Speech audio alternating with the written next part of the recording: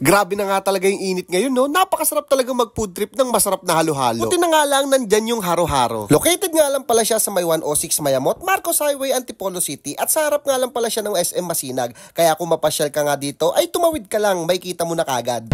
Parang gusto ko ng halo-halo, sobrang init, grabe, ang init. Uy, sa Idol Jadis to, Idol, may alam ka bang halo-halo dito? Halo-halo. Oo. Masarap. Masarap. Maraming cheese. Maraming cheese. Yelo pa lang, may lasa na. Siyempre, may alam ka ba? Eto, nandito tayo sa haro-haro. Oo, tara. Tara, tara.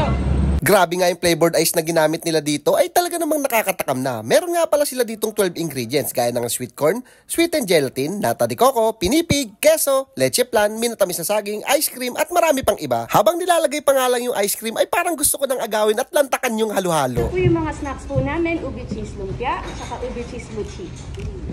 Magkano yung ano nyo ma'am, ube cheese lumpia? Yung ubi cheese lumpia po, kapag single po, 35. Pag in a box po, 100.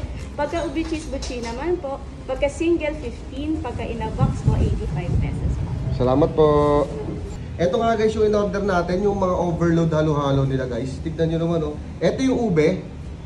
Tapos ito yung cheese. Ito nga yung kanilang special halo-halo. Pinaghalong ube tsaka cheese. Diba guys? Sulit no? Tapos ito yung ube cheese lumpia, tapos ube cheese buchi. Ito nga guys, tignan nyo, napakaraming laman. Ito yung kanilang large, 139 pesos, di ba? Napakasulit na nito guys. Tapos may leche flan, may ano pa dito. May ice cream pa, di ba? Grabe, ang daming laman guys, oh. Tignan mo ilalim pre. Talagang siksik na siksik eh. Siyempre, haluin muna natin pare. Tikman na natin guys. Ayun oh. Kuha tayo kagad yung may ice cream, tapos leche flan, di ba? Solid niya.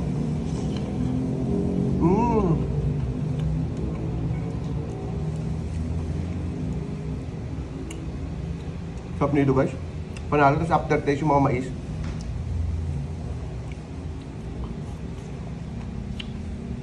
So, eto nga guys yung ilalim, ang daming sahog oh. Eto tayo.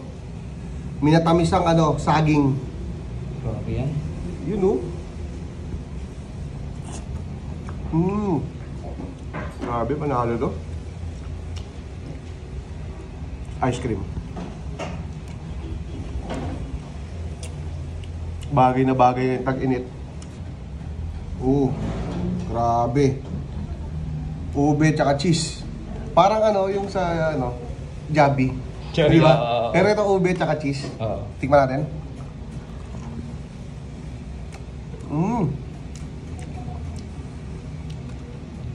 Chop na ito. Parang ube halaya ba? Ha? Parang ube halaya ba? Parang ganun pre, no? Tapos mainit-init. Wow. Panalo ito. Ito nga yung kanilang ube cheese buchi guys. Tingnan nyo. Oh. Grabe guys oh. Ayun yung cheese niya. Nasa gilid. Pero mas maraming ube ha. Tikman natin.